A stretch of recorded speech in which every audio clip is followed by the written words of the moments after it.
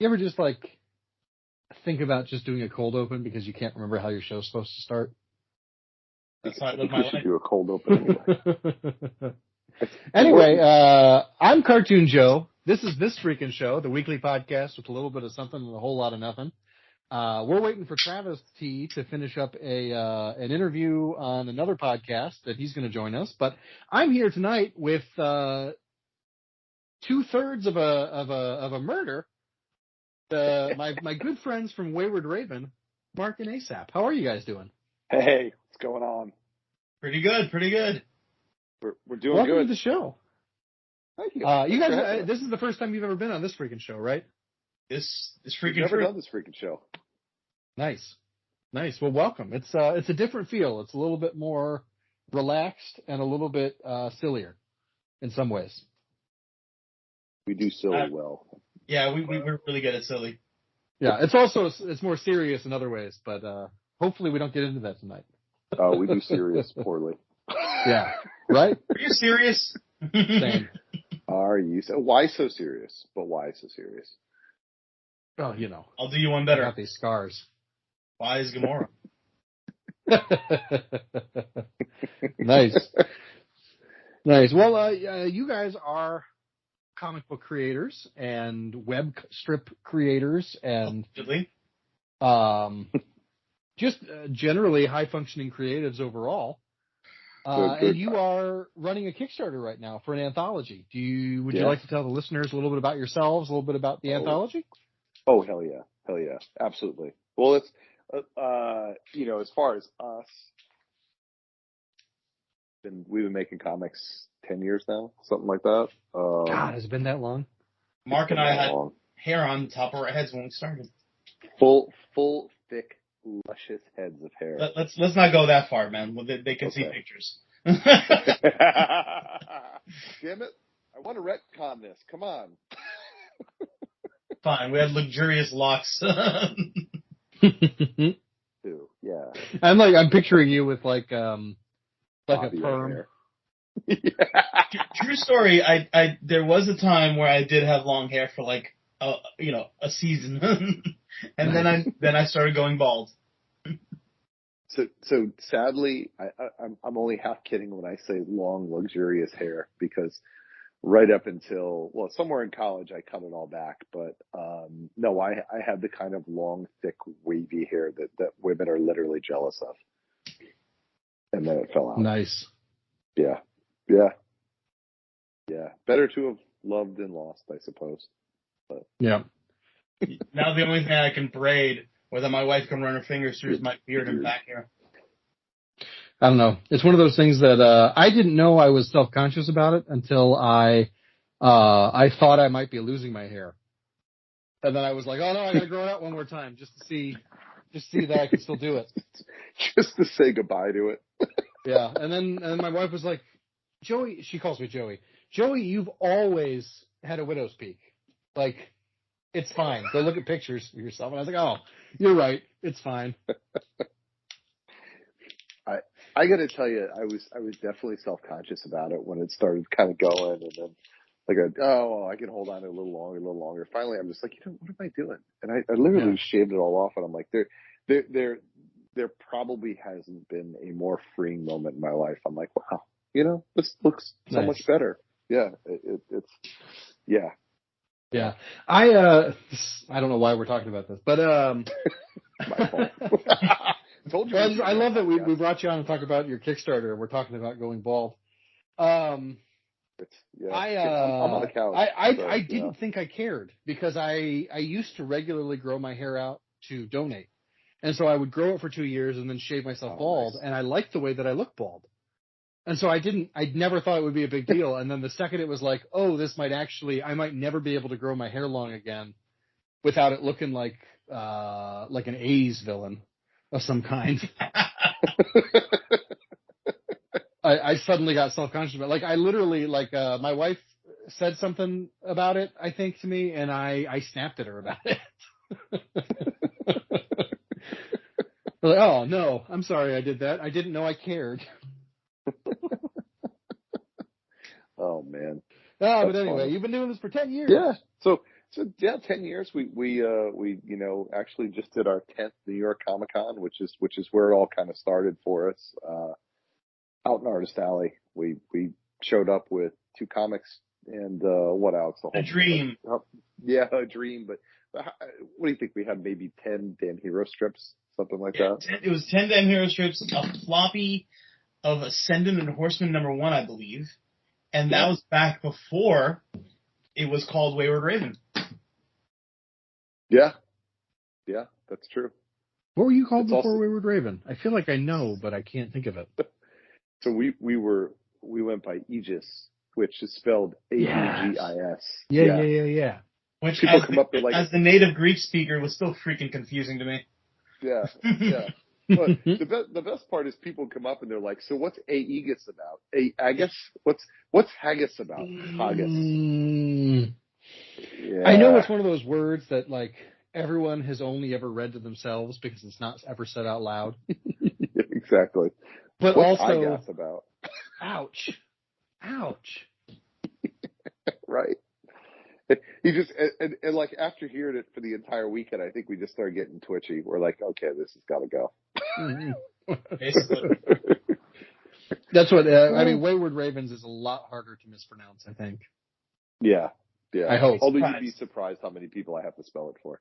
Although it's funny, coincidentally this weekend we were hanging out with an old buddy at Rhode Island Comic Con, and he actually showed us on his phone that he still has a signed Aegis copy of was it Horseman or Horseman and Descendant. He's got both of them.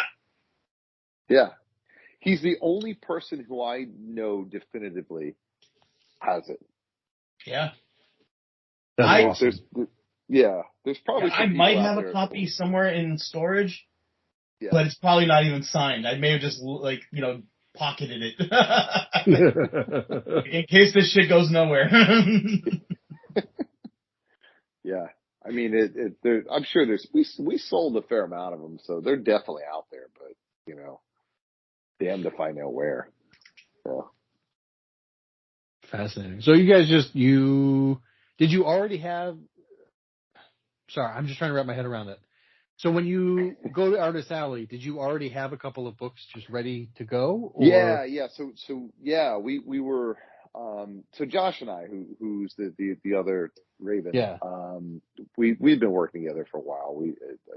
I think I may have told you this before. We used to write stage plays, and they didn't really go anywhere. In part because we're really not actors. Although I play one on TV. No wait. But we're not, and so whereas I think we have a good English literature background, it really wasn't, and then on top of that, what we wanted to do with them really didn't fit the medium, so we realized that comics fit the medium a little better, and we started writing them and moved some of those ideas over, and had a couple in the can ready to rock and roll. We had been working on probably for anywhere from 8 months to a year prior, probably a year. Had a lot of failures too, really learned some hard lessons about,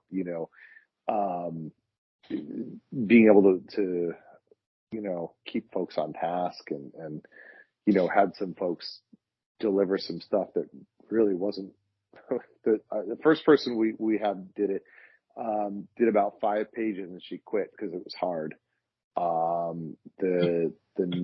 Which is, sad but true. The next person who we had do it, he totally went off script and was just like, yeah, I know this is how you panel things, but I want to add in this and add in that or take this away. And I'm like, dude, this isn't like even remotely the script that we gave you, Nice. Yeah, where do those notes come from? Exactly. Like, what is this? Oh, it's a fantasy story, but suddenly it's in space. Yeah, like Star Wars. Yes, exactly. Wild West in space. I mean, it would be fun to be like a comic book artist who always sneaks a gnome into a panel somewhere. I've technically done that. Now that I think about it, a couple times actually. Yeah.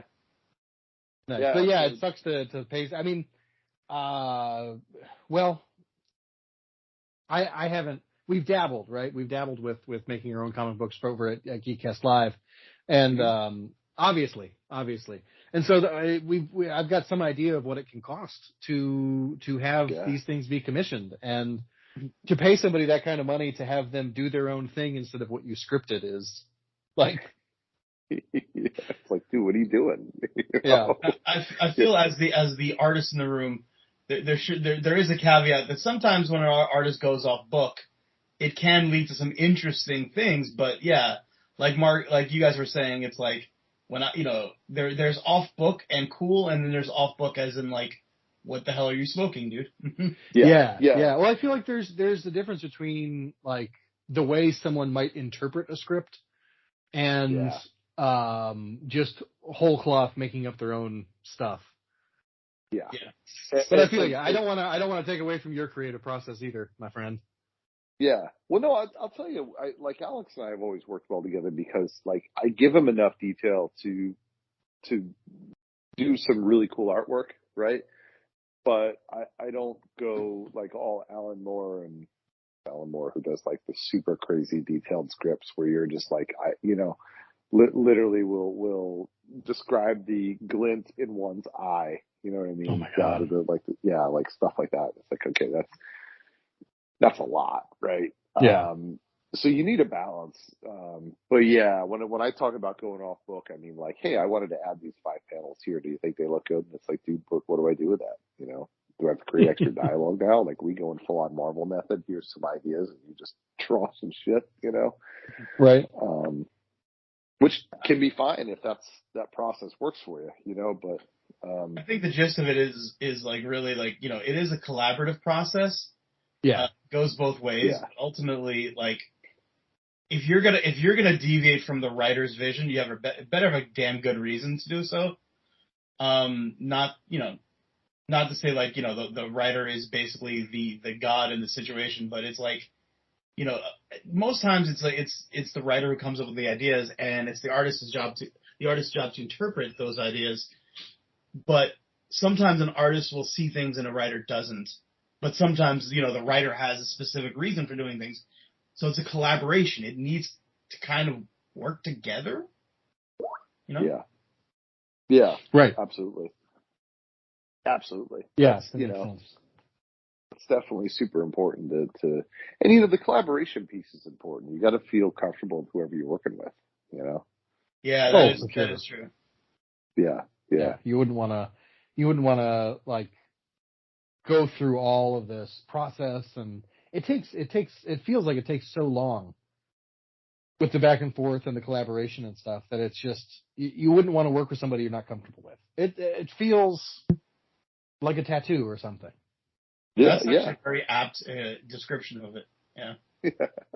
Now imagine if you were like, hey, I have this really great idea for a tattoo. I'm going to have a lion, and it's going to like look like this, and like it's going to have rear up and whatever, and it's it'll be this color and da da da. And someone's like, oh, okay, awesome. I drew a penis. That's okay, right? Yeah. Oh yeah, a lion to a penis is very different. I immediately jumped to there's a girl on TikTok talking about I may regret this, but I decided to get nacho cheese on my burrito today just to see what it's like. And the response that's what do they call it? Duetted or whatever. I don't know what it's called. I don't TikTok, but she's like, nacho cheese on your burrito. Like, really? That's what you're gonna say you regret? I woke up one morning and decided I needed a tattoo of a jellyfish and reached out to an artist who didn't know how to draw jellyfish. And friends, I have a penis on my leg now. I mean, the lesson in there is if you're gonna get a jellyfish, make sure the person drawing it knows the fuck how to draw that. Oh, that sort of shit. Like those sort of misunderstandings always make me giggle. My absolute favorite, and you've all seen this picture. There's a meme of this kid who like he's just looking at you like You're like, oh, really? And you've seen him. He's literally, I brown hair. I can't really describe him. It's clearly picture day, right? Right.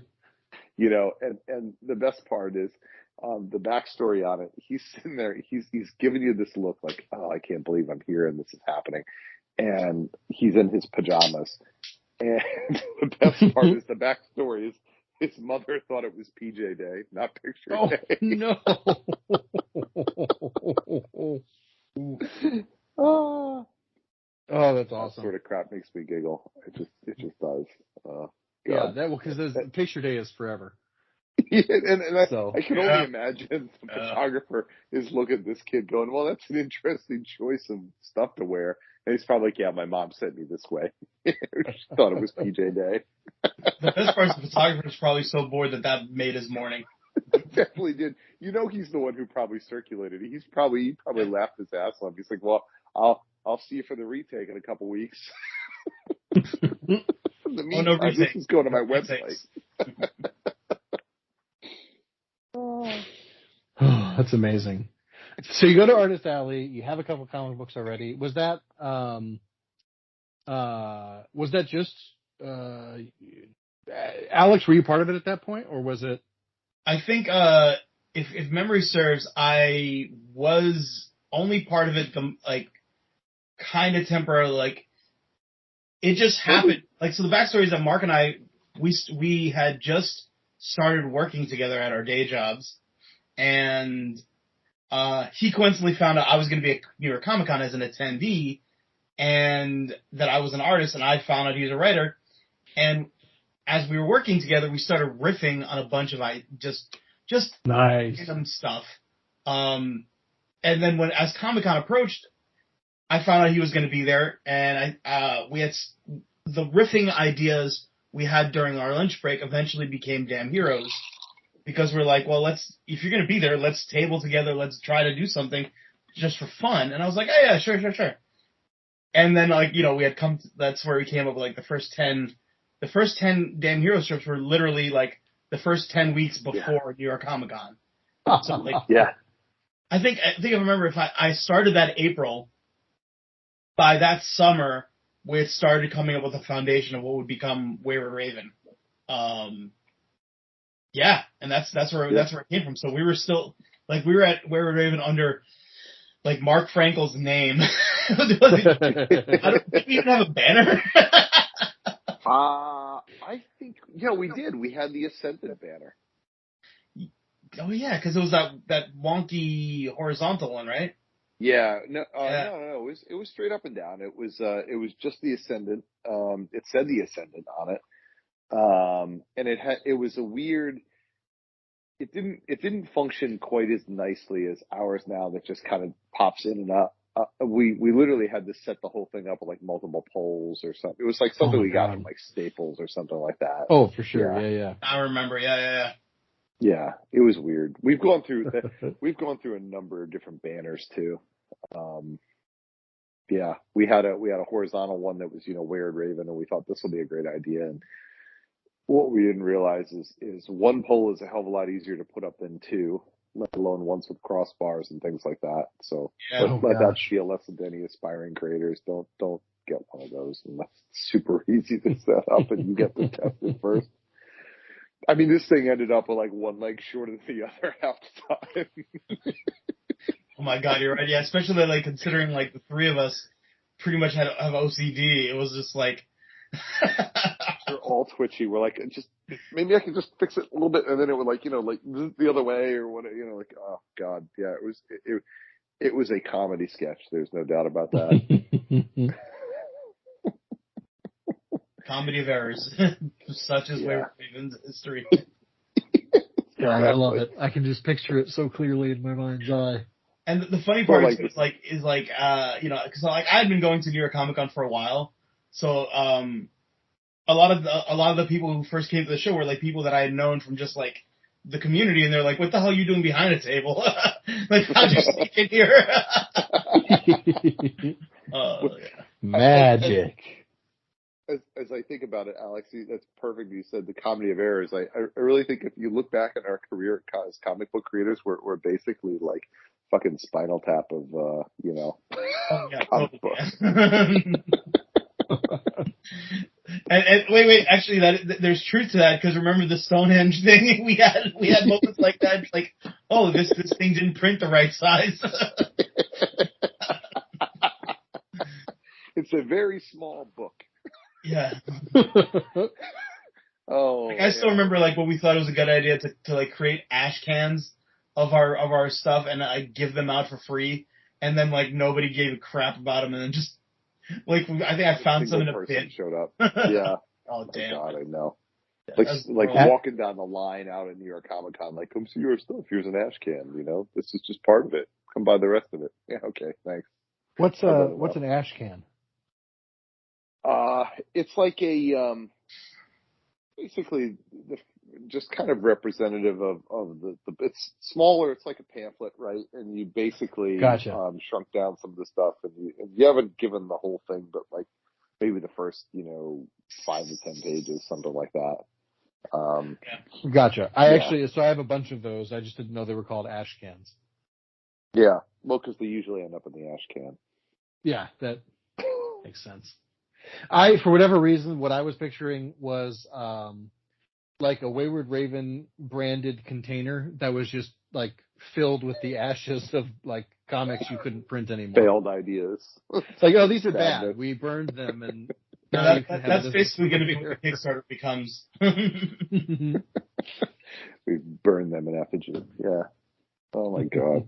Yeah. Maybe you could make I don't know what it would look like, but like a digital ash can like that for the third tier people.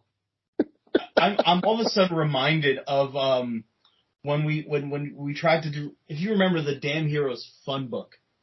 I had the idea because before we had enough content for a book, decided to go create a Damn Heroes themed activity book, like a coloring book with mazes and puzzles.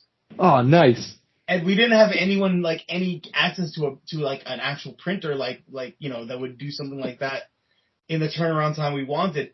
So I remember going to like my local Staples and trying to explain to the guy how we wanted a coloring book to be done, and we could only like get like 10 of them or 20 of them printed, and it was so prohibitively expensive. Like I think we sold the bunch of them at a loss just to have something at the table. My God, they had that horrible green cover on them too. I love that green cover. You shut your mouth. Yeah, it was rough. It was rough. Yeah. Was it like Staples? We threw this together for you, green. No, it was the green. Kind of. It was the green of the Evergreen Damn Heroes. But like, gotcha, yeah. But it was so bad because I had blown up the design I had made for a sticker to be the size of a cover. So it was just this monstrous thing that looked like crap. That's awesome. Yeah. Oh, good times. Good times. Yeah, yeah. I remember we like putting that thing together too. It was like, well, let's do a word search. Okay, a word search. That's great. What words can we have in here? Well, I guess damn and heroes are two that can have to be in there. Yeah. Yeah. Yeah. Oh, that was interesting. Yeah. What are the legalities of including like Superman in your word search? Ooh, I don't think that thing. Yeah, I don't know. I don't know. It's 2 words. It's super. I'm a big, pay the fine. Better to pay the fine than to ask for permission. Yeah, exactly. I think that's pretty much how we operate, especially with the beer at cons now. Yeah. Oh, you want me to put this away? Okay, I'll put it away. Yeah, that's the best part of C2E2, I think. The fact that you can just walk around drinking a beer. It's great. Yeah, it's kind of nice. Well, we, when it's close and we don't have to fly there, we usually bring our own homebrew. So nice. Yeah, we give that stuff away for anyone who buys at a certain level. Mm-hmm. Yeah, actually, Yeah, this weekend we did a show in Rhode Island, and since we couldn't get the beer in time, we ended up just doing. Mark made a bunch of hot sauce. Ooh. Yeah. Now we're way abroad, but what's in your hot sauce? I did a brown sugar bourbon, habanero, which is cool. Sounds I delicious. have, yeah, it was really good. The pineapple, it was a pineapple jalapeno was really good. Mm-hmm. And I have a raspberry habanero also that was really pretty solid. That's speaking my language. I in the 3rd grade as a Boy Scout, I volunteered at a local, like, I'm going to say local horse festival. Mm-hmm. It's called Dan Patch Days. It's to celebrate a horse whose name was Dan Patch. He's the most famous horse to come out of Benton County, which is where I grew up. Mm. And I had just really gotten into eating spicy things for the first time. And so I ordered a taco salad in the requisite tortilla shell bowl, and I drowned that thing in whatever hot sauce they had. And I remember thinking, like, this is, I like how spicy this is, but it tastes like shit. And I actually told the lady, I was like, she was like, oh, how was the hot sauce that you, like, obviously making fun of me, but, you know, I didn't catch on that she was making fun. So I very seriously responded back to her, like, you know, I liked the heat, but if you could have a blue raspberry flavored one next year, I'd really appreciate it. Damn, that's funny. So yeah, raspberry jalapeno sounds right up my alley. Oh yeah, yeah. No, it's you know, just a little something to cut some of that heat with. You know what I mean? Yeah, just some sweet. Yeah, Perfect. yeah. I think I got to amp up the brown sugar a little bit next time with the bourbon. I want to do a little more sweetness there, but you know. Nice. Well, and habanero is such a nice flavor. Yeah. Yeah. I mean, it's really one of the best flavored peppers, I think, out there. And it's got some real heat to it too. I mean, it's not, Mm-hmm. you know, I don't want to make stuff with ghost peppers and things like that, you know. I mean, I got to tell you, one of the funniest things is I had all these mason jars with sauce in it, right? So they're, you know, because it kind of like, at first it's kind of salsa, you know what I mean? You don't really chop it all the way up. You kind of make it, and it's got to sit and ferment for like a week or whatever. And, you know, it sits there with the cheesecloth over the top of it, and it's all kind of open to the world, so to speak. And we had, I don't know how many jars. I'm going to go with, I don't know, 20 jars, something like that, just sitting there. And, you know, it's in my house, so I'm walking around, and I'm realizing, like, why am I sneezing all the time in this room? And they're like, oh, that's right. Or like that we're making the one batch, and I'm sitting there like, you know, I'm getting stuffy. I don't know why. It's like, I hope I'm not getting sick or whatever. And I asked my kid who's helping me, I'm like, are you getting stuffy too? She's like, yeah. I'm like, okay, it's the peppers then. I feel better. I'm like I'm not coming down with a head cold, you know, a week and a half before a convention or anything like that. Right. But, oh gosh. The second I walked out of the room, it was as if everything was fine again. It was weird. Oh. That is weird. That's a really fast transition. Yeah, yeah. But I mean, you're chopping up all these peppers, then you're hitting them with the blender, you know. They're all open air, so they're all right there with you. It's not like you're moving them aside, you know. Yeah, we had similar when my wife recently made oxtail, and she used Scotch bonnets. Oh. Yeah. The house smelled like I could smell it from my office downstairs. But the moment I came up, I was like, "Oh, this is powerful." Yeah, I'm not gonna lie to you. My mouth is watering and my butt is puckering just thinking about the idea of Scotch bonnet oxtail. Whew. God, that sounds good. Nice, fantastic. Yeah. So you've been doing the comic book circuit thing for like 10 years. Yeah. You have a great I think it's a great webcomic. I don't know how other people feel about it. I know you guys must like it. You have 4 volumes of books. Yeah, we keep doing it, so. And now you've got this Kickstarter. Why don't you tell our listeners a little bit about it? Yeah. So, it's called We Suck at Comics. Disclosure, we don't suck at comics. But, no, they're awesome. Well, I would say read it and you decide. Yeah. Well, Yeah. that's fair. Right now is a Buy great it for the moment suck to it pause team. the episode and go to waywardraven.com and buy a comic. That's what I would say to test it out. But, yes, I agree. Anyway, go on. Absolutely. But that being said, it's an anthology, and so the theme really around it is rejection. And so, we wanted something that kind of grabbed you and made you think a little bit. And so that's kind of where that We Suck at Comics came from. And the truth of the matter is we've got some really amazing contributors in it. Some are folks that we've known for a while. Some are folks that they're brand new friends. We've got folks that have been doing it for years, like ourselves. We've got folks in there that this is their first, published work.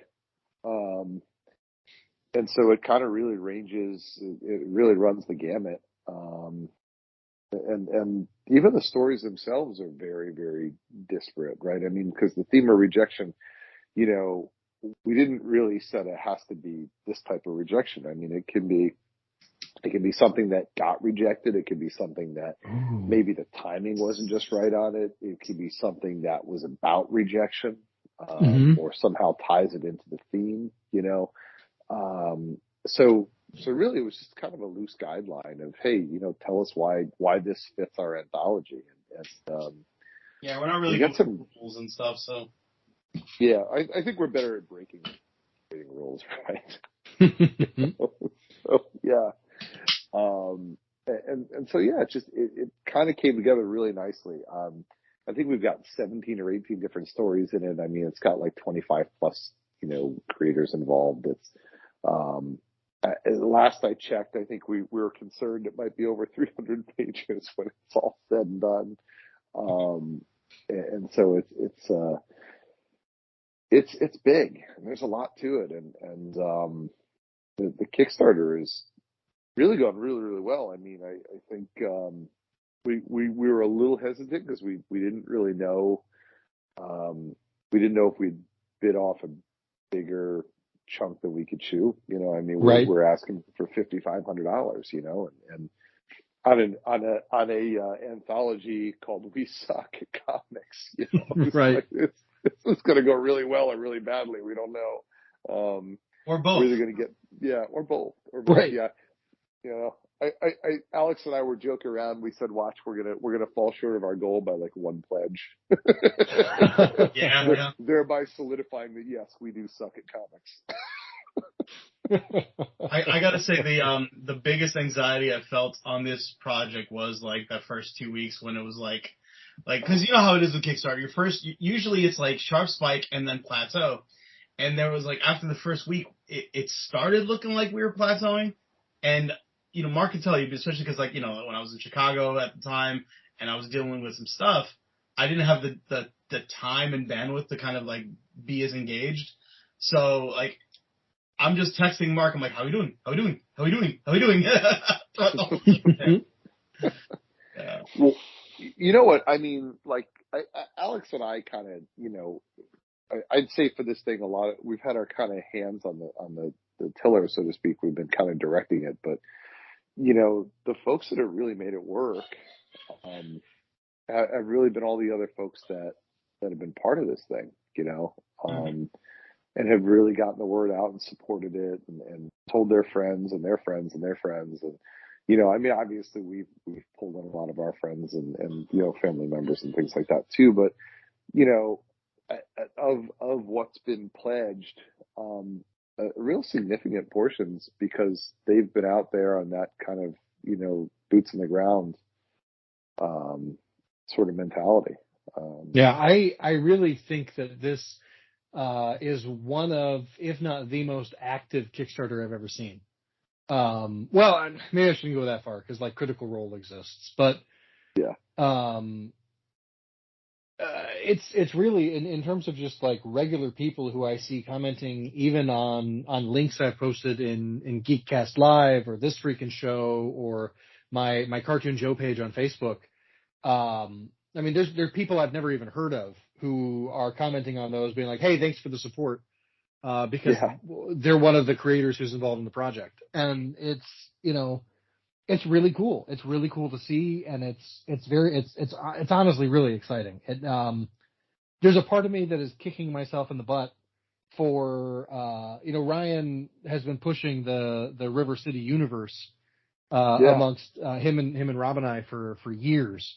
And I've always just been like, man, kickstart your book so that I know there's interest, and then then I can be emotionally invested. I don't have the bandwidth to be emotionally invested in something that's not going anywhere, And so, just to see the wrench getting ready to be in print, and to know that I have a character design for the priest.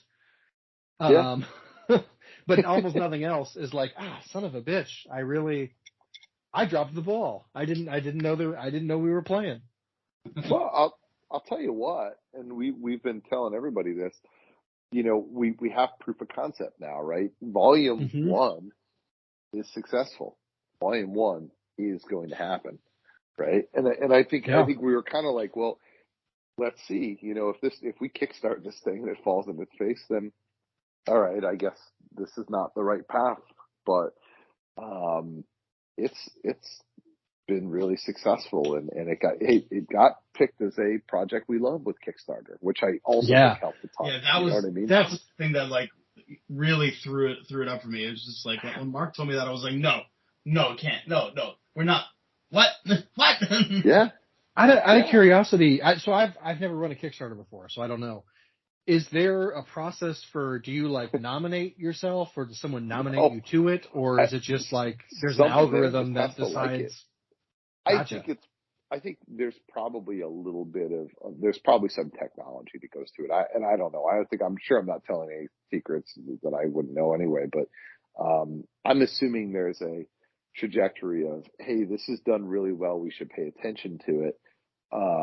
Then let's take a look at it. And I'm sure the staff reviews the things that seem to be doing well. And if they truly like it, or they think it's clever or whatever, and, then maybe it gets a little juice with them, Gotcha. So this isn't something that you knew could happen. No. It was a total surprise that was just like a bonus. That's the best thing I could hope for. That just, and I think that, to be honest, that's part of why we put this thing together this way, is that we thought it was clever, and we thought it was interesting. We thought it was really cool to give people who didn't maybe have a chance to get their stuff out there. But by the way, when I say this is a diverse collection of stories, it's got a diverse collection of people behind it too, right? And so, when I'd like to think that when the folks over there looked at it, said, not only is this clever, but it's got some really cool, interesting people in it with some really cool, interesting stories. I personally think they just loved the video and loved our little puppet show. Well, gosh, that may be true too. They just looked at us and went, these bunch of knuckleheads and doesn't nuts for love. Yeah. That's awesome. That's fantastic. Yeah. So even there, I was going to give credit where credit's due. I mean, Sebastian put that video together. And he did an amazing job on it. I mean, we cut a couple quick videos and sent them to him with, like, hey, good luck with it. Well, let's make sure we give respect to the proper people, and not just Sebastian, but his wife Jessie, who did a lot of the work behind that. Yeah, that's true. The two of them are like the dynamic duo. So they both did an amazing job on that. But that's what I mean. Like, so many people have pitched into this project, and what I started to say before was, hey, volume 1's proof of concept, but you know what? We're already starting to tell people, and we'll tell you also, if you got a story, go to our page, send it to us, or query us, because volume 2 is going to happen now. This shows us this is something we can do. And assuming everything doesn't fall apart somehow in the back end, or give it time. Like another Spinal Tap drummer spontaneously combusting. Again, give it time. But no, in all seriousness, I mean, we've got a great response from fans, from friends, from, creators. I'm actually really looking forward to putting out this book, but then starting to curate book number 2, and thinking about what that theme is going to be, and continue. So do you think it'll be We Suck at Comics, but then it'll be a different theme? Possibly. We may keep with the same theme. We may switch it up a little bit, but I think that the goal is, we're not always, even if we keep the same theme for volume 2, volume 3 certainly would be different. I think the long-term goal isn't to always do the same thing over and over again. Oh yeah, of course. Yeah. Yeah. To get a little business hat on here, it's likely that the We Suck at Comics might become like part of the brand in a way. Right. And to keep that humorous, tongue-in-cheek, self-deprecation thing that seems to really kind of work for us. But might even just explore different themes, I think we joked around, like, we have rejection now, acceptance might be the other one, or, we might just go something completely left field and make something like purple, I would love to like a random word search, like purple pineapple sundae, and then that's the theme, and then you just fucking do what you want. Like, we can do what we want, which is the best part about it. I do what I want. Yeah. Absolutely. I do what I want. Yeah. That's awesome. There's a theme right there. I do what I want. Like, that's what a great theme. Like, that's been kind of like the thing that's helped us be somewhat successful in our projects. It's that we clearly don't take ourselves seriously, and I think people realize how fun that can and freeing that could be. Oh, absolutely. Yeah. For sure. Well, I think especially, I want to say like Gen X, millennials, Gen Z. There's like generationally, the last few generations of people there's so much pressure on us, right? To especially toward the closer you get to Gen X, to be like the perfect kid, or get the right job and do the right thing and all this stuff, and then it's save the world or vote the right way, and then it's like lead the revolution or whatever. Like, there's all this pressure to be and perform and live up to the expectations that your parents and society have for you. To be able to just be like, you know what, fuck you, I do what I want. I'm going to do what I want. I'm going to do this thing that I enjoy, and I'm just going to enjoy doing it, is wonderful. I mean, well, dude, that's what happened during the pandemic, man. People went, absolutely. Fuck this, what can I get to work for me? Well, you can't get to work for you because you pay shit wages and it's a shit job. And F you, I'm going to go work when I want to work, how I want to work, Yeah. Absolutely. Yeah. Well, I'm not trying to cut you off or like say goodbye or anything at this point, but I have been neglecting the fact that my co-host has been here for like 20 minutes and I haven't acknowledged him at all. Silently waiting for Travis introduction. T, how are you, buddy?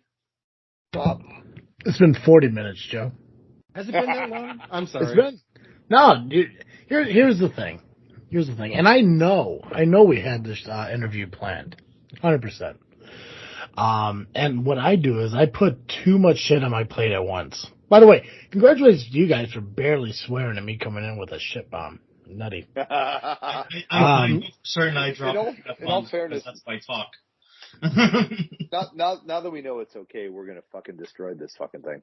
In my mind, like, I'm listening, and Joe, I need to tell you that you do need to do interviews way more because you are really good at it. Oh, thank you. I mean, it's just because I know these guys. and that's the thing too, is like, and I felt bad because I was trying to get out of the other interview I was doing, like trying to get him to wrap it up and everything, and we're trying to sell this whole wrestling gimmick thing in the indies, and I'm like, okay, I get it, I know what we have to do, but let's get moving. I have other things I gotta get to. And I kept thinking to myself, like, I know Joe's gonna be okay if they do start without me because he knows you guys. I mean, I think Wayward Raven has been part of Geekcast Live since almost the beginning, at least close. I think, y'all were our first. Coincidentally, oddly enough, because I think that's how your first episode was, just like we pulled up our book off the internet And then, like, Mark was like, hey, these guys out of nowhere just fucking did something with our book. We're like, wait, what? Yeah, so I was like, I told Comments that Joe's going to be okay doing this. And then when I got on here and I was listening to you guys talking about hair loss, which I was like, okay, well, I got nothing to talk about there because I got a full head of hair and I'm amazing. So, fuck you. He does have great hair. It's phenomenal. It's awesome. Like even in the other interview, I kept having to push it out of my face and I'm like, oh, the longness is crazy. So I was like, okay, well, I'll let him, get started into it. And eventually Joe sees that I'm here. He'll introduce me into it, but then it just never happened. And I just got to the point, like, this is entertaining to listen to because it's almost like listening to, Geekcast Live pretty much. Because, obviously, I don't know how Joe opened the show. I didn't miss the beginning of it. But we get sponsored by CarterComics.com. It's an online bookstore for comics. So I'm learning more and more about this, community or like this, the comic book world pretty much. And, learning about you guys through your Kickstarter and going online and learning about, what you guys did, looking on Amazon and seeing, the books and the comics you made and everything. I was like, this stuff is really cool and this stuff I want to like learn more about. So instead of me coming onto the show, fucking up the interview, I'm like, I'm just going to listen to it like it's a whole podcast that has nothing to do with me whatsoever. And, I wasn't disappointed whatever because it was so informative. And I'm sitting here thinking like, okay, I know I'm going to ask a question if I got brought up, but then all of a sudden you answered it. And I was like, okay, well, I know what I want to say. I know exactly what I want to say because I like to, you guys wrestling fans at all? You can say no. It's okay to say no. Well, no. Actually, I worked for a large organization that put on many shows at one point in my career, in addition to being a fan as a kid. So yeah, awesome. I'm well versed in the wrestling culture, although I haven't been as active lately. Yeah, so we grew up with it basically. So yeah. Gotcha. So do you know the term like I say like to put someone over? Oh yeah, absolutely. Okay. So in my mind, like, okay, I know exactly what I'm going to say to put them over. I'm going to talk about how awesome it is that they're bringing these people who thought they couldn't make their dreams come true together and do all this. And then also you start doing it yourself. And I'm like, why am I even here? They got this. And then Joe's just crushing it.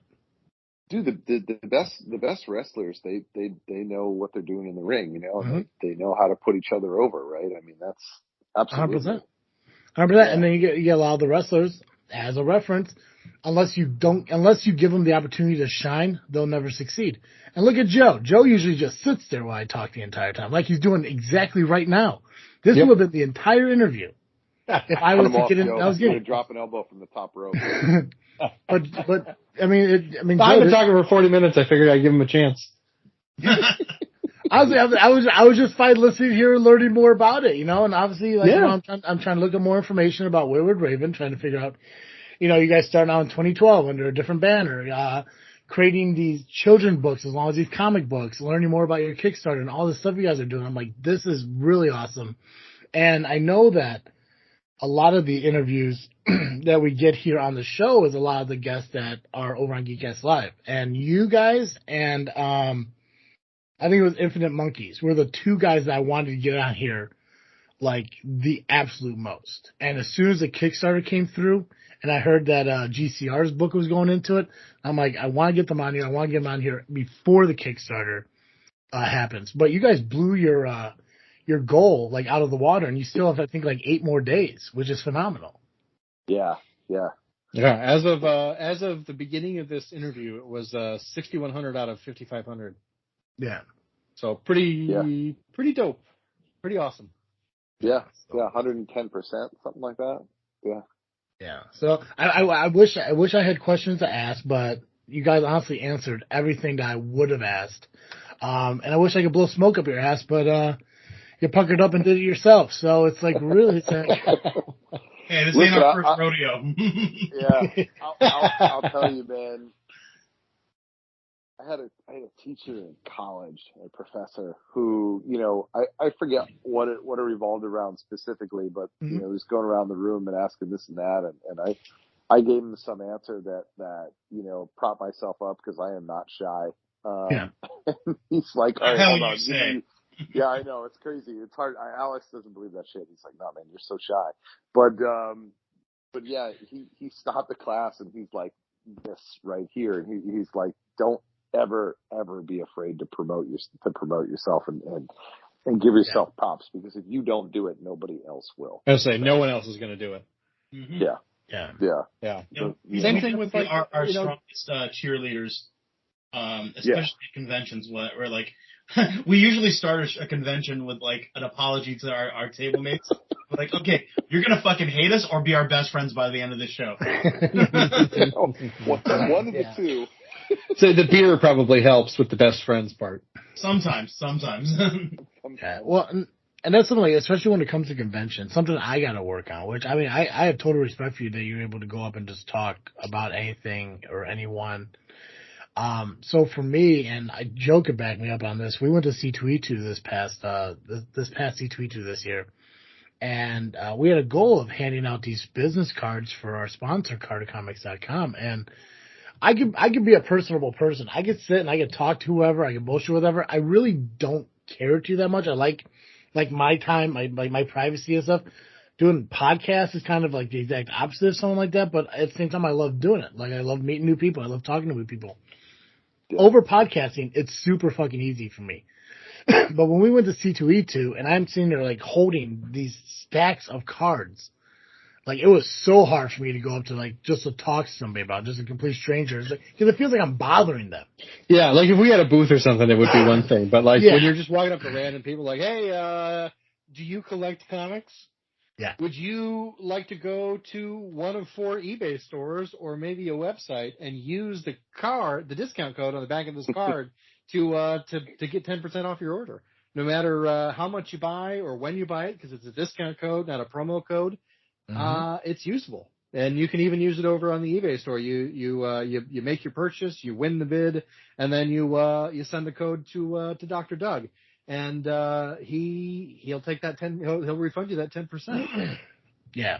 You know, but just walking up to random people and telling them that is really awkward. But doing it over an audio medium like this, no problem. Yeah, you would think that doing that at a comic book convention would be like easy, but for some reason I can't bring myself to do that shit in person.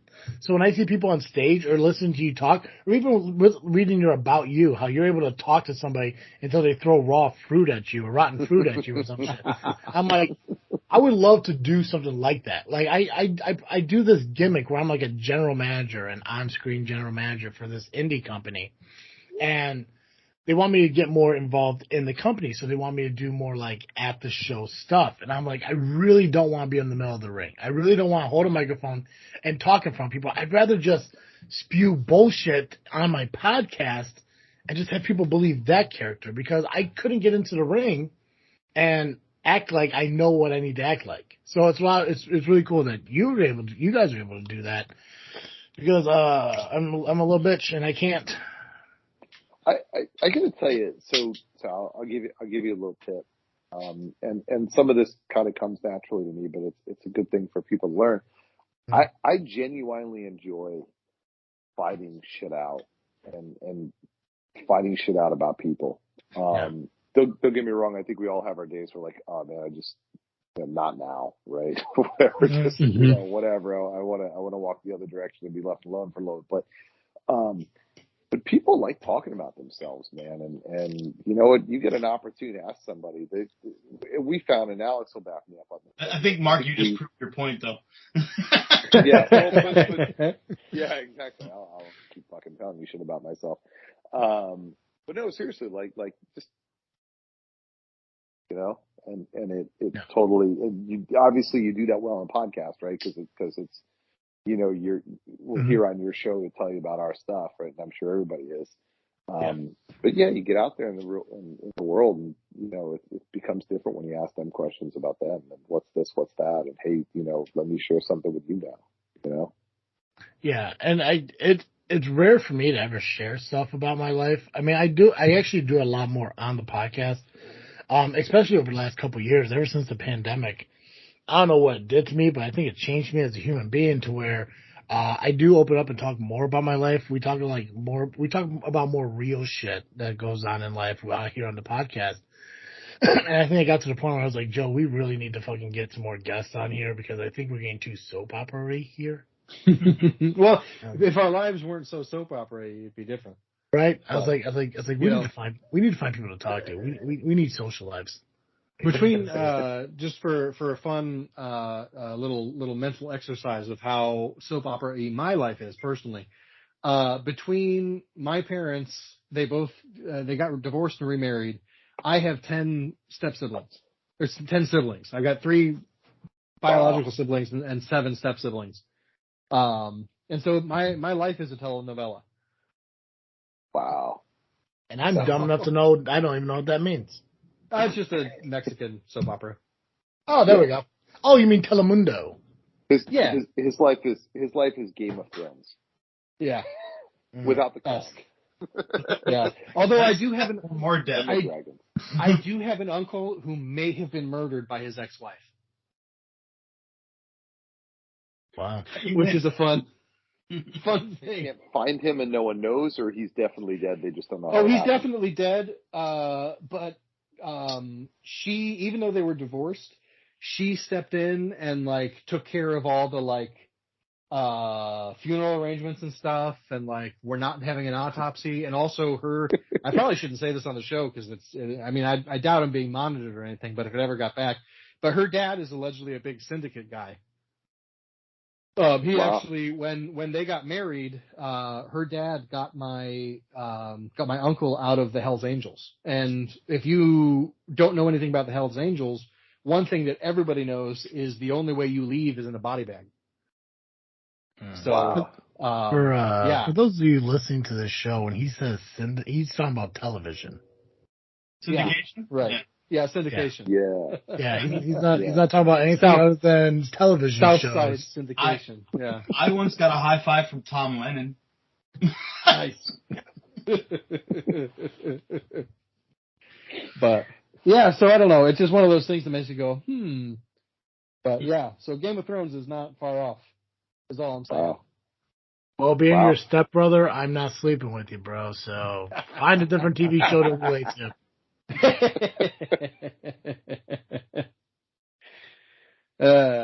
Touche. Well, is there anything else, Travis, that you'd like to ask these guys, or is there anything, Mark and ASAP, you'd like to share that we haven't covered? Wow. I don't know how to follow that, dude. Honestly. Yeah. Like I said, I mean, every question I had was answered. Which again, good job, Joe. And good job to you guys for answering everything. Phenomenal. Oh, no problem. Right? I mean, the last interview I did, it was fucking pure chaos. We ended up badmouthing Oregon and fucking Washington. I mean, Oregon knows what it did. Time. Yeah, right. Yeah. I was told I was pronouncing it wrong. I don't get it. Oregano? Is that how it is? Mm-hmm. Well, they say it's Oregon, and I'm like, I'm pretty sure it's not. Well, I mean, considering we're both, I guess, what was it? Coastal elites. Is it good if we trash talk other states, or does that just prove how douchey we are? Does it help ratings? Because we'll do it. Throw down the gauntlet. I'm challenging Indiana to a duel. My last interview was the first time in the history of my show I had to tell a guest, go stand in the corner and keep your mouth shut till I come back to you. And I was like, I never want to do that again. And so far, so good. It's only been a week, but it's only been a week. It's only been one show, but yeah, 100%. But no, I mean, Joe. Like I said, Joe did a great job, and you guys were informative. Joe, informative. Thank you. We make words good. Yeah. I know. Joe is my Webster whenever I need it, and I'm not talking about the little guy from the TV show back in the day, the dictionary one. So when I can't think of words, I just gotta go to Joe, and 9 times out of 10 he knows it. Sometimes he's wrong, but most of the time he's right. Sometimes I'm not paying attention. But I think the biggest thing I want our listeners to acknowledge about this project that we brought you on for is, and you kind of described it perfectly earlier, was that you're given an opportunity to a lot of people who can't find the opportunity to do this stuff themselves. And like you said, like you had a lot of like outpour of support. You said this book is maybe almost 300 pages worth of content. Yeah, it's coming up on that. Yeah. Yeah, We'll see what the final count is when it all gets together, but I'm guessing somewhere north of 260, probably close to 3. Yeah, and I think that's the coolest thing. I think people need to realize that. I mean, like, you guys are doing something that I think is making a lot of people happy by giving them an opportunity to see their content being, released to, the world in a sense. And I think that was a cool thing because you're not doing it just for you. You're doing it for a community of people who, just like you, just want to get their stuff out there for people to enjoy. And if they take away anything from this, I think it should be that, because it's not that difficult to do what you guys did. I mean, obviously there's a process in it, but the idea that you had wasn't difficult to come up with. And I think that's really cool that you guys did that. This is going to sound corny, but I keep saying this. Like, I literally got into comics so I can make friends and draw cool shit with them. Nice. That's kind of been the through line of this project. Like, one of the projects I'll even say was like, it was a script that I wrote that I was gonna have a friend of mine draw, who's like looking to break into stuff. Things didn't work out for that project, so I ended up just drawing this myself. But he and another friend of ours got together to do the same type of thing, and now they're gonna be in it. And it's that whole thing, and I'm kind of like coaching him in a way, so it's like, it's fulfilling like my desire to do more mentorship stuff like that too. It's like, and it's just that thing of like, hey, I'm back in like grade school. All my friends like them. We love comics. We draw our own comics, but we're doing this, and we can actually write and draw as opposed to crayons practically. Well, the thing I'll tell you, and Alex, you probably agree with me on this. I mean, the indie comics community is amazing. I mean, I'm not going to say we haven't run into our fair share of douchebags from time to time, but for the most Every part, community's got them. Yeah. Yeah, but it's super supportive, and I think we kind of, part of our pitch with this whole thing in the first place was to say we're stronger together, and it's amazing how well that community has responded. Even folks who aren't in the book, who don't like have any, like, oh great, if I, whatever, they can care less if we make it or not. Not true. They've been supportive, and they've, gone out and pledged stuff and been part of this. And frankly, I think a number of them are going to be the next folks that we tap on the shoulder and say, hey, who wants to be an issue too? Yeah, because as part of our promotion, we've been like also saying, hey, our stuff's cool, but like check out these other Kickstarters, and they've been doing the same for us, and it's been helping us build up that network and support. Yeah, Joe, you've been getting those updates. I don't know how you feel about them, but I love being able to once or twice a week put that stuff out. Look at this one, check that one out. These guys are cool. I mean, my bank account doesn't like it, but I think it's really cool. I love seeing the updates, and I also I get the emails from Kickstarter like, hey, Wayward Ravens backed this project. You should probably check it out. Yeah, I keep seeing the ones that you do too, Joe, which is cool. Nice. Yeah. Now I got to think about which ones I've been backing. They've all been chill. Yeah, I'm not going to blow up your spot on that one. Yeah. Actually, Alex, while you guys were talking, I went on your Etsy account, and I saw a couple of your artwork that's awesome, and I actually may be looking at buying it soon. Yeah, let me know, man. So I probably need to put up some new stuff, because like the problem I keep having with Etsy is if I put up certain things, I get letters from certain lawyers, which annoys me. Well, I know for sure there's 2 things that I'm definitely looking at. So I'm excited for that. But Mark, it's like you said, the community for these comics is really cool, and actually doing this podcast kind of helped me meet people. Joe, I don't know the number of people that we met who are comic book creators. I don't either. But they've all been phenomenal, except for one. So, yeah. Who had to go in the corner. So 90%. But everyone's really cool. I mean, like, I think CJ Standall we've had on the show, God, like 5-6 times talking about.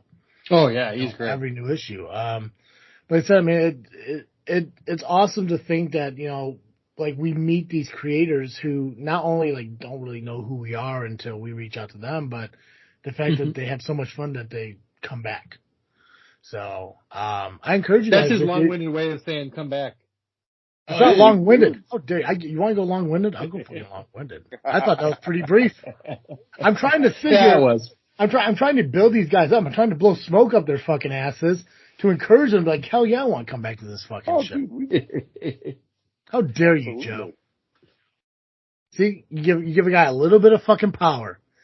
I know. All of a sudden, I can't like congratulate people too much. Right? God. Joe, you gotta beat the man to be the man. So, I'm telling you, fly an elbow off the top rope, just take him out. That was the elbow right there. I don't know. That's the. I don't know how it went for me. 2 men enter, 1 man leave.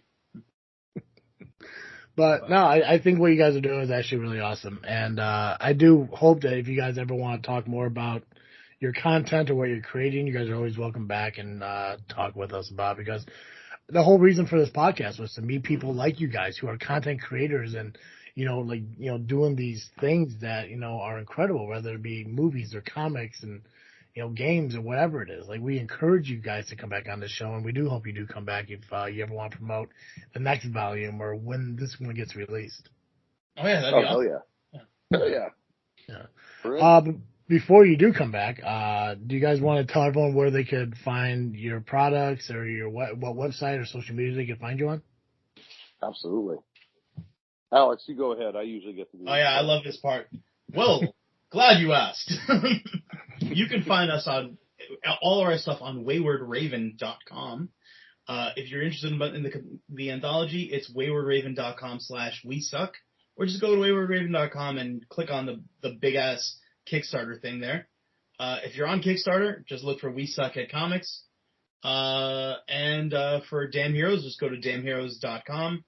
You can follow me at ASAP Can Draw on pretty much most social media.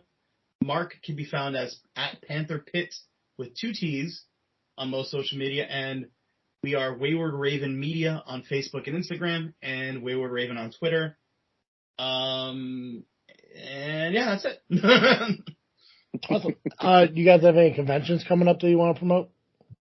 We just finished Rhode Island, and we're looking at the next con schedule. The nice thing about being a little colder here in the Northeast is cons kind of drop off for a few months, so we get a chance to kind of collect our thoughts. And, yeah. Like towards the end of the year, it becomes it goes from like a sprint to just an outright marathon towards the end of the year. It's bang bang bang, and New York is always a big one for us, and Rhode Island's a big one, and there's usually some others in there.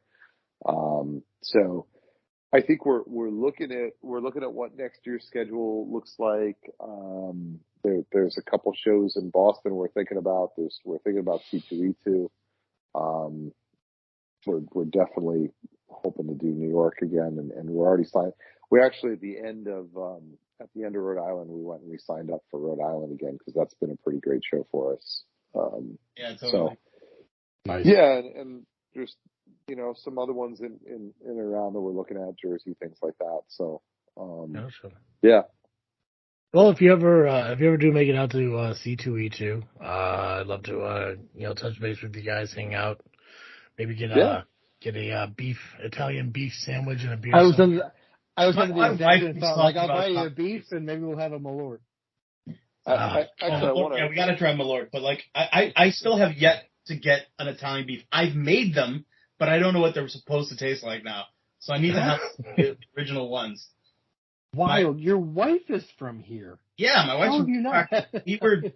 We were just there, like, right after we launched the Kickstarter for a family emergency. Yeah. But, like, at least I managed to get my staples. I got my pizza, I got my pizza puff, and I had Harold's. Nice. The Triforce is complete. Well, I will tell you guys, we did C2E2 a couple of years back and had an awesome time, and that's part of why we're looking to go back and do it again. But one of the things, and I think I mentioned it to Joe right before the show started, but I'll mention it again, and I'll mention it to any other comic creators or podcasters, wherever they're out there listening. I mean, we're part of a group called Creator AfterCon, and I highly encourage any comic folks that want to make comics, that sort of thing, to get involved in. And every year at C2E2, there's usually at least 1 or 2 nights of hanging out after the show, and we all kind of meet up predictably at a bar, that sort of thing, and get a chance to see what everybody else is working on and talk to each other and connect with folks. And I highly recommend, aspiring creators and folks go do that sort of stuff. So, another little plug for you. You can find us at Creator AfterCon stuff, CACN, and a lot of other cool folks too. Yeah, we also have a Facebook group for CACN, so definitely follow that. Yeah, they'll tell you where. But usually every year, at the very least, there's New York, Chicago, and San Diego. There's usually something going on after the show's over, each one of those events. Yeah, I feel like there was a different another one too. Like Johnny's usually at Saratoga. I know that. Yeah. Yeah. Yeah. There's a lot of folks that are part of different. They're just kind of all over the U.S. and there's probably some smaller gatherings, bigger gatherings, but you're looking to do more with comics or even just hook up with other indie folks, I highly, highly encourage you to go check that stuff out. And I feel like every year it gets more and more crowded at Twins Pub. So, it's, the word's getting out, But if you ever want to know where we are, follow us on waywardraven.com. Where's that again, Alex? On the internet, dummy. Isn't that a series of tubes? You've been making that joke all freaking weekend. Gosh, that would be very fun. Sorry, I'm picturing you guys having a zine called Wayward Raven. People have to find it. It's funny you say that, to it or whatever. That's kind of what you got to go to your local public library and pick up the Wayward Raven zine to find out where the food truck is this week. Because we don't tweet. We're too far underground. No joke. That's kind of what We Suck feels like. It feels like a zine. Outstanding. We're still putting out ash cans, Alex. We're still putting out ash cans. Yeah, just bigger now. They're ash trays or ash tubs. Nice. Well, thank you guys so much for being here. Listeners, once again, We Suck at Comics at Kickstarter.com. You've got, by the time this comes out, you'll have 7 days. So get there, sign up. We talked a little bit about the show. There's going to be stretch goals now that they've smashed their original goal. So, now is the time. Now is the time to not only get the original stuff, but to get the extra stuff that they're adding for the support that the community has given them. So head there right now. And yeah, thank you guys for being here. It was really, really a good time. As always. Thanks for having us. Oh, absolutely. Mm-hmm. We always love hanging out with you, man. And we're happy to come repeat our performance anytime you guys are looking for guests. So. Perfect. Mm-hmm. See you next week. Peace. Yeah. How'd you open the show, Joe? I just said, I honestly don't remember. I think I opened it with, something like, you guys ever think about doing a cold open because you can't remember how your show's supposed to start? And they kind of gave me some non-committal answers, and I said, well, anyway, this is Cartoon Joe. Welcome to This Freakin' Show, the weekly podcast with a little bit of something and a whole lot of nothing. Nice. And then I introduced them, and we got on with it. Then you started talking about balding. Yeah. Yeah, well, because they've been doing this for 10 years, and 10 years ago they both had hair. Well, you did great in the interview, Joe. You did really good. Thank you. It just encourages me to give you more slack and more responsibilities. So I'm excited for this. Damn. Sounds good. No, I'm really excited for their Kickstarter. I had a good time. Yeah. They're good people. You guys over at Geekcast Live really know how to connect with the right people. Good people. Thank you. Yeah. We're very lucky, I think. Yeah. What are you freaking thinking about?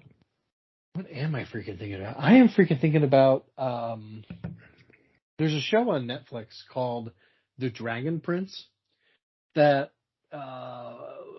it's been 3 seasons for ages and ages and ages. And we've been waiting for the 4th season. Some of the writers and producers of the show have been like, it's ready to go. We're just waiting for Netflix to release it. Yeah. And they finally did. And so, Lady Science and I watched it last night, or maybe it was Sunday night. This week's been weird. And it was great. We really enjoyed it. It's the pacing's a little off for the first couple of episodes, but after you get through them, it's a really good season, and I cannot wait for the rest of the show to drop. I believe they've got at least 6 seasons total that are coming. So there's 2 more seasons left to tell the story. So really having a good time with it. Yes. Now, what about you? What are you freaking thinking about? So I'm getting involved in this thing, and I don't know exactly how to. So how the fuck do I describe this? So it's Grand Theft Auto online. So it's like GTA role playing or some shit. Nice. But I think I talked about this on the show. It's like this guy created this online GTA role playing thing, but it's called TARP. It's called the role. What the fuck is it? The Academy role playing. That's what it's called. TARP. And it's basically like, you could go into it and you could be a firefighter, you could be an EMT, you could be a cop, you could be a tow truck driver, or you could work at a burger shop, you could get like a government job, you could be a garbage man, a construction guy, you could be a politician, you could be a gang member, it's whatever. So it's online and stuff. And I watch a lot of Twitch, and there's like 3 people who play the game on Twitch and I've been watching it kind of like almost religiously. Like I've never used Twitch so much that I have in like the last month or so. And I was like, that's kind of interesting to look into. Like I've never been big on like, those kind of games. Like, I've played Sims before, and it kind of seems like a Sims thing, but with more people. And I was like, maybe I'll give it a shot. So I found them on Discord. I applied for their app because you have to fill out an application for it. Basically, just kind of like because they want you to really commit to the role playing in this. Like they really want you to commit to it. Gotcha. So they give you like role playing scenarios and stuff like that, and then they ask you about your character and a background story and stuff. And I got accepted, so I got to go through some kind of weird like onboard seminar thing or some goofy shit. I got to like go on to like a Discord meeting for like an hour or some shit. But I think it might become a real thing where I might actually play my very first online game. It just honestly, it all depends on if this computer can handle it, because I'm not sure. That's awesome. But I already have my foot in the door, so I have an opportunity to actually play the game, and I'm actually kind of excited for it. So nice. We'll see. Yeah. Sweet. That's really cool. Yeah. I don't know of anything we have planned for next week. Me either.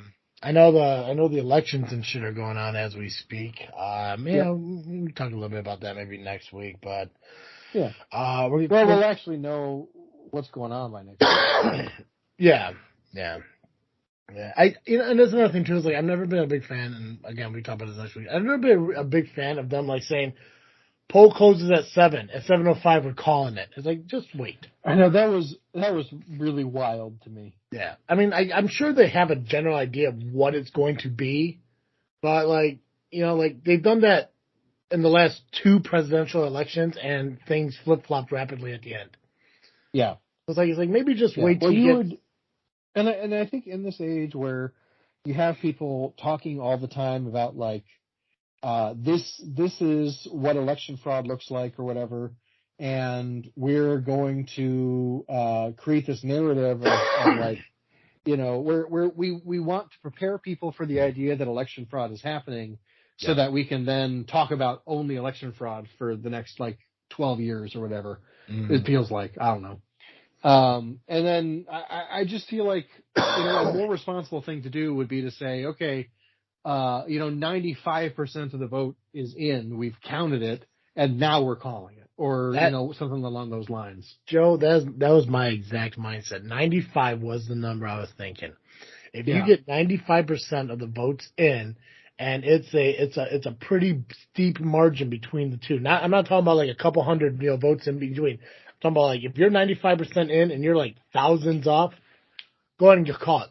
Don't go 5 minutes into it and say like we're calling it, because and they did that to a bunch of fucking states. Like I think. Oh yeah. I think it was, I don't know if it was Kentucky or Virginia or Pennsylvania. It was one of those three that like they called it for the Republican candidate, but he was at 48 and the Democrats 52. And I was like, how? You only have 7% of the fucking numbers. Like, right. Like, good for your educated guesses and shit, but for the love of God, just wait till you get the numbers in. Right. Well, even here in Illinois, Tammy Duckworth and J.B. Pritzker were called like at 7:01 or like 7 o'clock and 30 seconds. Yeah. And you go down and you look how much they voted and it was still 0%. And I'm like, how? I believe they won. I have no problem believing that, because like, they're going to carry Cook County. And if you carry Cook County in a statewide election, like 99% of the time you're going to win it. Oh, yeah. But like, I live in Cook County. I have no problem believing that. But for the people who live in the rest of the state, like, wait at least until, honestly, the responsible thing in my mind, let the 90%, let 95% roll in, but at least let 50% roll in, Yeah. Yeah, well, and that's the thing. Don't release it at 7 o'clock and 30 seconds with 0% of the vote. Right. I thought that was ridiculous. See, and it's doing stuff like that makes people say like, well, then what's the point of fucking voting? Like if they're already that's what makes people feel like it's rigged. Yeah. So that was good. But we could dive more into that next week. For sure. And then I don't think we have any interviews lined up and everything. But we're getting closer to the end of the year, which means we're getting closer to the end of the season. So, so guys, I don't think we have anything else to mention. Do make sure you check out Wayward Ravens Kickstarter. I believe we have a link from last week. We'll link it again this week in the show notes. And make sure you do follow us on social media, Facebook, Instagram, and Twitter, just by searching This Freakin' Show. And, of course, our shows are released on iTunes, Google Podcasts, Spotify, and Podbean, just by searching This Freakin' Show. Guys, that's all I got. So, as always, I am Travis T. And I'm Cartoon Joe. And thank you for listening to another episode of This Freakin' Show. I'm out.